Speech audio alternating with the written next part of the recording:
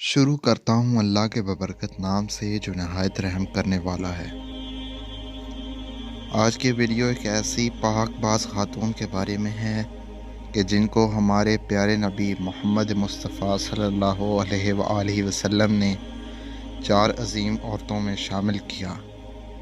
वह 4 अज़ीम हस्तियाँ हज़रत खदीजा सलामुल्लाह अलैह, हज़रत फ़ातिमा सलामुल्लाह अलैह, हज़रत मरियम सलामुल्लाह अलैह और हज़रत आसिया सलामुल्लाह अलैह हैं। आइए बात शुरू करते हैं फ़िरौन की शादी से। फ़िरौन मिस्र ने रैयान बिन वलीद की पोती हज़रत आसिया को शादी का पैगाम भिजवाया। याद रहे, रैयान बिन वलीद वही बादशाह था जो हज़रत यूसुफ़ अलैहिस्सलाम के दौर में था, और वो हज़रत यूसुफ़ अलैहिस्सलाम पर ईमान भी लाया और इसने हज़रत यूसुफ़ को अज़ीज़ मिस्र बनाया। खैर, जब हज़रत आसिया को फ़िरौन ने शादी का पैगाम दिया तो ये इनके वालिद और हज़रत आसिया को भी नागवार गुज़रा, क्योंकि फ़िरौन मिस्र पहले दिन से ही ज़ुल्म और बर्बरियत के लिए मशहूर था। लेकिन फ़िरौन ने अपनी बादशाहत के ज़ोर पर जबरन हज़रत आसिया से शादी कर ली और धमकी दी कि अगर ये शादी नहीं करेंगी तो आपके वालिदैन को कत्ल कर दिया जाएगा। कुछ किताबों में लिखा है कि अल्लाह पाक ने फ़िरौन को नामर्द कर दिया, जिसकी वजह से वो हज़रत आसिया से सोहबत ही ना कर सका। और बाज़ ने लिखा है कि फ़िरौन को एक ऐसी अजीब बीमारी थी कि तबीबों ने उसकी सारी उम्र सोहबत से मना कर दिया। देखा जाए तो ये भी हज़रत आसिया की एक तरह से करामत भी कि अल्लाह ने उन्हें कैसे फ़िरौन के नापाक जिस्म से महफूज रखा। बाज़ रफ़ायात में है फ़िरौन एक बेटी का ज़िक्र भी मिलता है। आपको ये बताते चलें कि वो लड़की इन्होंने किसी से लेकर पाली थी। एक रात फ़िरौन ने ख्वाब में देखा कि उसका महल नाबूद हो गया है। खौफ व वहशत से इसका पूरा वजूद लर्ज़ने लगा।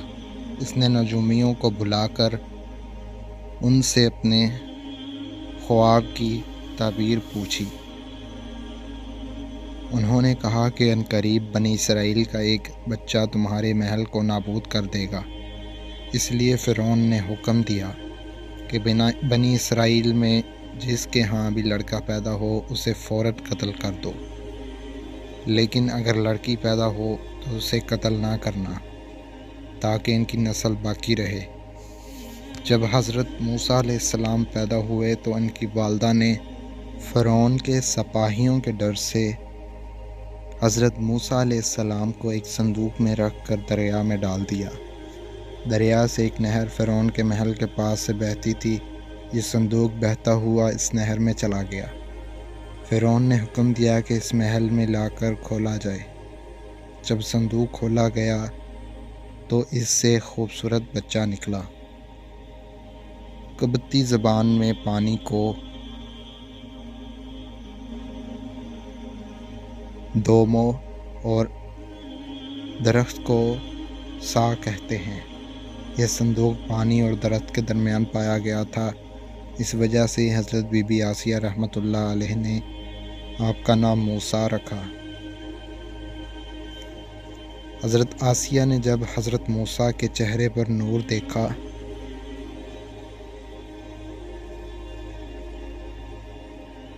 तो उन्होंने हज़रत मूसा को अपना बेटा बना लिया और फ़िरौन से कहने लगी, तर्जुमा, ये बच्चा मेरी और तेरी आंखों की ठंडक है, इसे कत्ल ना करो। लेकिन नामर्द फ़िरौन कहने लगा, उसे तुम रख लो, मुझे इसकी कोई हाजत नहीं। हज़रत मोहम्मद सल्लल्लाहु अलैहि वसल्लम ने फरमाया कि अगर आसिया की तरह फ़िरौन भी इस बात का इकरार करता कि ये बच्चा उसकी आंखों की ठंडक है तो ज़रूर अल्लाह पाक उसे हिदायत अता फ़रमा देता, जैसे हज़रत आसिया को अता फ़रमाई। हज़रत आसिया सलामुल्लाह अलैह को अल्लाह पाक ने कुरान में औरतों के लिए नमूना भी करार दिया है।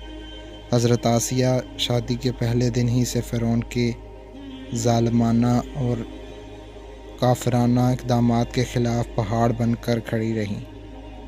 जब हज़रत मूसा ने ऐलान नबूवत किया اور جب محل میں جادوگروں سے مقابلہ کیا تو یہ دیکھ کر حضرت آسیہ حضرت موسیٰ پر ایمان لے آئیں۔ ایمان لانے کے بعد کافی دنوں تک انہوں نے اس بات کا فرعون سے چھپائے رکھا، اور لیکن جب فرعون نے خدائی کا دعویٰ کیا اور لوگوں سے خود کو سجدہ کروانے لگا تو پھر حضرت آسیہ کھل کر میدان میں آ گئیں اور فرعون کے اس عمل کے سختی مخالفت کی۔ جیسے ہی فرعون کو پتہ چلا کہ میری بیوی بھی موسیٰ کے خدا پر ایمان لا چکی ہے تو اس نے حضرت آسیہ پر بھی ظلم ڈھانا شروع کر دیا۔ روز دن اور رات کو ان کو مختلف اذیتیں دینے لگا۔ فرعون جیسا کافر شوہر بھی ان کے ایمان کو متزلزل نہ کر سکا، لیکن فرعون نے بہت زیادہ کوششیں کی تاکہ کسی نہ کسی طرح انہیں راہ راست سے منحرف کر دے، لیکن وہ ایسا نہ کر سکا، اور حضرت آسیہ بھی ان کی تمام کوششوں کو ناکام بنا کر صرف خدا واحد کی عبادت میں مصروف رہیں۔ حضرت موسیٰ علیہ السلام کے چاہنے والے فرعون کے سپاہیوں کے ہاتھوں ظلم و ستم کے بھیٹ چڑھ رہے تھے اور انہیں بے دردی کے ساتھ قتل کیا جا رہا تھا، یہاں تک کہ فرعون نے حضرت موسیٰ علیہ السلام پر ایمان لانے والے ایک شخص کو، جسے قرآن کریم نے مومن آل فرعون کے نام سے یاد کیا، بڑی ہی بے دردی سے قتل کر دیا، جس کے بعد حضرت آسیہ کے صبر کا پیمانہ چھلک اٹھا اور کھلم کھلا فرعون کی مخالفت کرنے لگیں۔